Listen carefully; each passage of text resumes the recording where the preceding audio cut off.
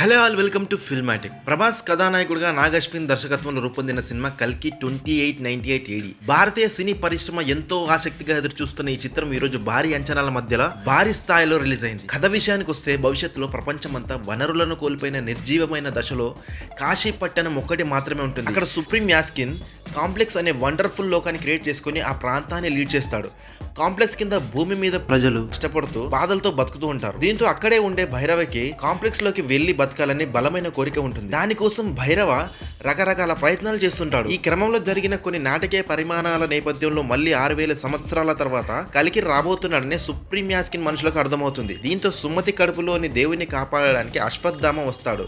దానికి భైరవ అడ్డుపడుతూ ఉంటాడు. మరి ఆ క్రమంలో జరిగిన సంఘటనలు ఏమిటి, అసలు భైరవ ఎవరు, ఇంతకీ సుప్రీం యాస్కిన్ మోటివ్ ఏమిటి, చివరికి సుమతిని అశ్వత్థామ సేవ్ చేస్తాడా లేదా అనేది మిగిలిన కథ. ప్లస్ పాయింట్స్ కి వస్తే ఈ చిత్రం పురాణాలను భవిష్యత్తును కలుపుతూ అత్యంత భారీ బడ్జెట్ తో రూపొందించడం, అలాగే ప్రభాస్ అమితాబ్ తో పాటు మిగిలిన అగ్ర నటీనటుల నటన, అద్భుతమైన విజువల్స్, అత్యాధునిక విఎఫ్ఎక్స్ మరియు భారీ యాక్షన్ ఎపిసోడ్స్ వంటి అంశాలు ఈ సినిమాలో స్పెషల్ అట్రాక్షన్ గా నిలిచాయి. అశ్వత్థామగా అమితాబ్ బచ్చన్, సుప్రీం యాస్కిన్ గా కమల్ హాసన్ తమ పాత్రల్లో జీవించారు. దాదాపు 40 ఏళ్ల విరామం తర్వాత వీరిద్దరు కలిసి ఒకే సినిమాలో కనిపించడం ఈ సినిమాకు మరో ప్లస్ పాయింట్. ముఖ్యంగా కమల్ హాసన్ సుప్రీం యాస్కిన్ పాత్ర లుక్ చాలా బాగుంది. అదే విధంగా 81 సంవత్సరాల వయసులో కూడా అశ్వత్థామ పాత్రలో అమితాబ్ తన యాక్షన్ తో అదరగొట్టాడు. ఇక భైరవ పాత్రలో షేడ్స్ ను ప్రభాస్ చాలా బాగా పలికించాడు. ప్రభాస్ అమితాబ్ మధ్య సాగే యాక్షన్ సీక్వెన్సెస్ కూడా చాలా బాగున్నాయి.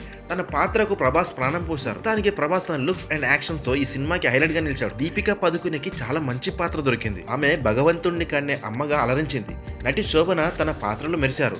మరో కీలక పాత్రలో రాజేంద్ర ప్రసాద్ కూడా చాలా బాగా నటించాడు. అలాగే దిశా పటాని, పశుపతి, అన్నాబెన్లతో పాటు మిగిలిన నటీనటులు కూడా తమ పాత్రలకు న్యాయం చేశారు. ఈ కలికి కథ 3 ప్రపంచాల మధ్య సాగుతాయి. ఇక భవిష్యత్తులో ప్రపంచమంతా వనరులను కోల్పోయిన నిర్జీవమైన దశలో కాశీ పట్టణాన్ని చూపించిన విధానం కూడా చాలా ఆలోచనాత్మకంగా ఉంది.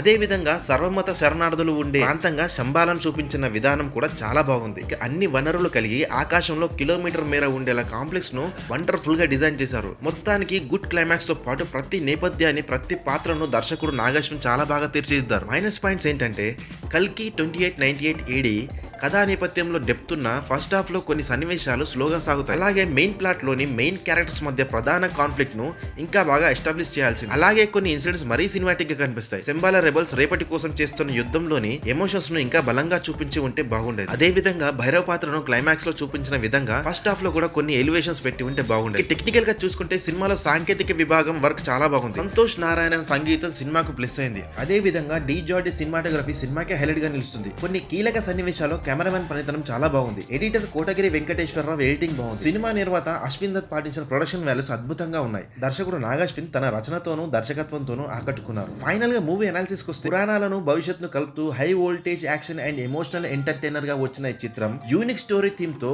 బిగ్గెస్ట్ స్టార్ కాస్ట్ తో చాలా బాగా ఆకట్టుకుంది. ప్రభాస్ ఫ్యాన్స్ తో పాటు సాధారణ ప్రేక్షకులకు కూడా ఈ సినిమా ఫుల్ కిక్ నిస్తుంది. గ్రాండ్ యాక్షన్ విజువల్స్ తో పాటు ప్రభాస్ స్క్రీన్ ప్రెజెన్సీ మరియు Amitabh action, Kamal different look మరియు కథలోని యాక్షన్ అండ్ ఎమోషన్స్ కూడా చాలా బాగున్నాయి.